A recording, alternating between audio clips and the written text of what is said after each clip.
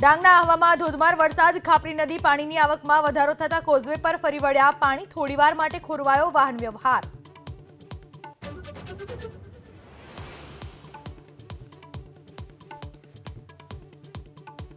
સત્તરમી જૂનથી રાજ્યમાં તેજ પવન ફૂંકાવાની અંબાલાલ પટેલની આગાહી. 21 થી 25 જૂન સુધી મધ્ય ગુજરાત અને સૌરાષ્ટ્રમાં આંધી વંટોળ સાથે વરસાદનું અનુમાન.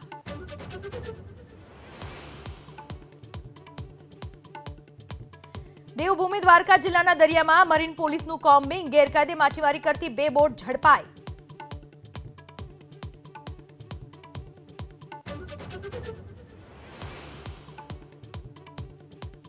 મહારાજ ફિલ્મનો વિવાદ હાઈકોર્ટમાં, ફિલ્મ રિલીઝ સામે કોર્ટનો વચગાળાનો મનાઈ હુકમ.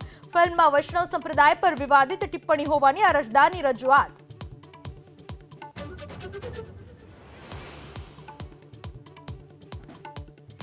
વડોદરાના ભાજપ ધારાસભ્ય યોગેશ પટેલ છેલ્લા 3 વર્ષમાં 800 કરોડથી વધુના જમીન કૌભાંડનો લગાવ્યો આરોપ. કલેક્ટર તપાસની કરી માંગ.